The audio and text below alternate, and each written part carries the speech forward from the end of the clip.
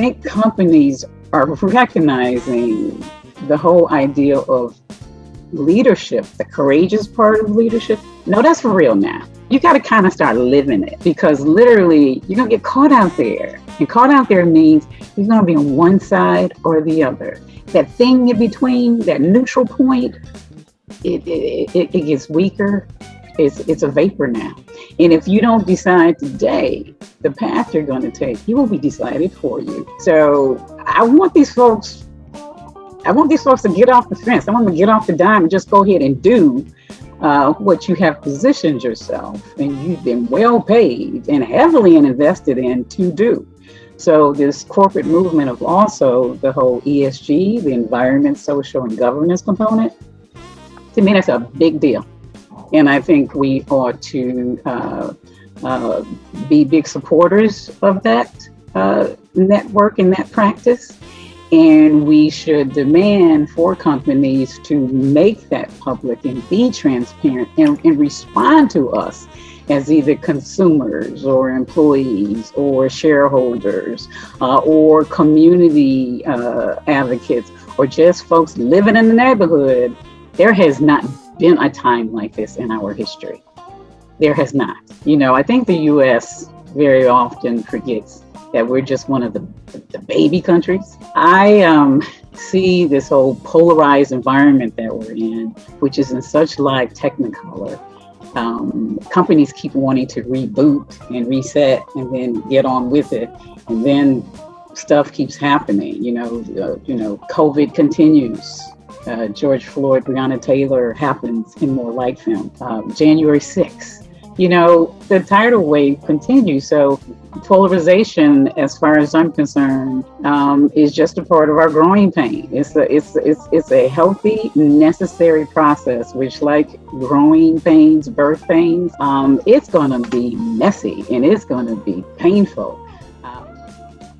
So AllyShift is a platform that speaks to the community of believers. As allies, we have witnessed incredible moments in time. And now the AllyShift, I think, declares for us to now make those moments movements and make those movements real, tangible advocacy. And for those of us who really want to take it there, turn that advocacy into activism. One of the, I'll say, investors of the social justice work that was sort of part of this whole new mainframe that companies are adhering to is a person, an organization that gave a lot of money to HBCUs, but those with medical colleges. After seeing the effects of COVID and how it ravaged those Black and brown and poor and elderly communities, that's what he wanted to address. So as they studied the problem, and going back to when we talked about the whole cultural anthropology kind of methodology, as they started to go back to it, they realized that people, Black, brown people, benefit considerably when there was more advocacy and actual physicians who looked like them and was either in or from their communities. So in theory, okay, so let me go to the medical schools who are either medical schools within the HBCUs or in other institutions where there are more of those students seeking to be physicians, surgeons, and so forth. So it was very, very calculated. It was very specific. It was very unique, and it took into consideration not only the history of the problem, it addressed the systemic root of the problem, but also methodologies to review when it was successful and what do we need to break through in terms of barriers for it to now succeed, as opposed to just sitting up there writing a big check and poof, here it goes.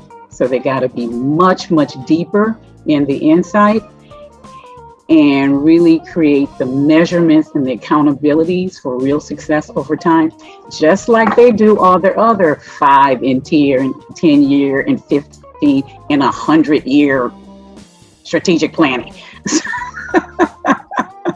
It's like, do it right, build it to last, and make sure that if we're hit with this problem again in any shape, form, or fashion, we are ready to make it better.